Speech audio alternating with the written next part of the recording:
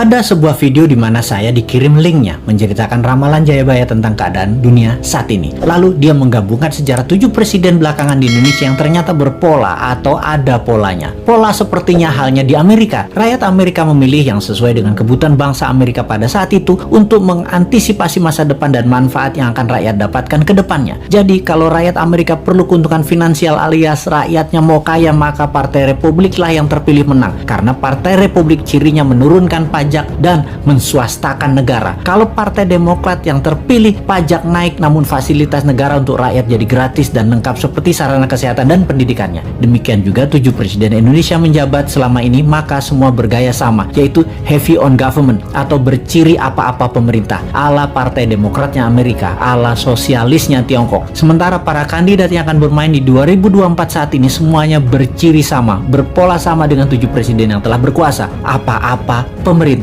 Hanya Bosman Sontoloyo yang punya konsep heavy on swasta atau menswastakan kegiatan membangun ekonomi terbesarnya dan menurunkan pajak konsepnya seperti Partai Republiknya Amerika. Untuk hal ini memang kembali ke masyarakat karena konsep menswastakan pemerintah belum pernah terjadi sebelumnya, atau mengikuti swasta terutama UKM dalam porsi besar lebih dari 80% ekonomi belum pernah terjadi sebelumnya dalam 7 pemerintahan yang telah berjalan. Selama ini memang tenaga kerja 96% diserap UKM, namun ekonomi UKM hanya 40% saja dari porsi ekonomi nasional. Sisanya adalah anggaran pemerintah dan oligarki. Sudah 7 presiden polanya ya seperti ini. Belum pernah UKM naik kekuatannya menjadi menguasai ekonomi ke 80% atau naik 100% dari sekarang, atau 2 kali lipat kekuatan ekonomi saat ini yang bisa membuat GDP per kapita naik dari $4.000 menjadi $8.000 dalam sekejap. Sungguh, kalau mau UKM menang, juga pajak turun. Ya tidak pakai siapapun yang mencalonkan di 2024 yang saat ini ada di etalase calon presiden. Tapi entah bagaimana,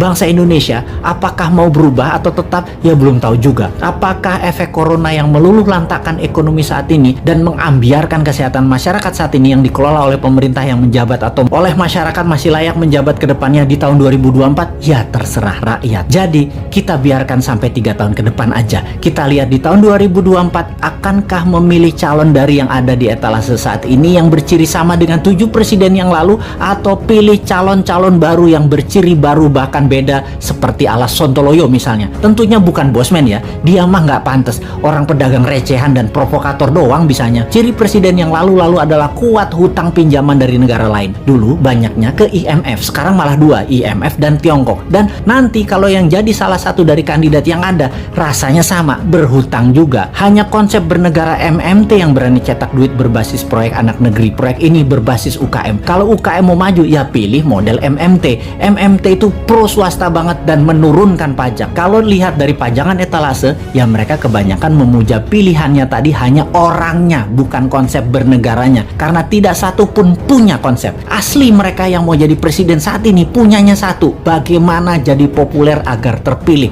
Mek ngono tok ilmunya. Bener deh, bagaimana supaya Anda memilih mereka? Citra aja dibenerin, bukan konsep yang mereka jual. Kalau Bosman, citranya kan kampungan, provokator, komentarnya norak, kulitnya hitam. Jadi karena karakternya nggak bisa dijual, maka dia jual konsep. Itu pun norak. Mainstream ya tetap maunya ngutang asing. Yang anti hutang asing kecil banget, yang mendukung UKM malah nggak ada. Akhirnya UKM-nya senang ngutang juga kalau cari duit. Kapan berubahnya bangsa ini? Begitu kuat doktrin minjem itu di kepala semua pejabat sampai UKM-nya pun tidak ada alternatif lain. Kembali ke video yang linknya saya dapat dan saya nonton, ternyata Satrio Piningit atau kesatria yang dipingit itu keluar ketika ada goro-goro atau malapetaka dahsyat menghancurkan negara dan dunia. Saat ini virus corona dianggap goro-goro. Lalu ketika goro-goro terjadi, ada kesatria yang suaranya saja muncul, wajahnya dan penampilannya dipingit tidak muncul, yaitu Bosman. Jadi kesatria yang dipingit tadi adalah kesatria yang terus-menerus memberikan arahan, solusi, dan sosoknya dipingit, diumpetin, yang penting pesannya tercapai. Lalu pola kepemimpinan nasional yang lengkap menjabat. Pak Karno itu Majapahit atau Jawa Timuran, Pak Harto itu Jawa Tengah atau Mataraman, Pak SBY itu Majapahit, Pak Jokowi itu Mataraman, dan Bosman itu Jawa Timuran Majapahit. Begitu pola penggantinya seharusnya. Habis Mataram ya Majapahit. Dan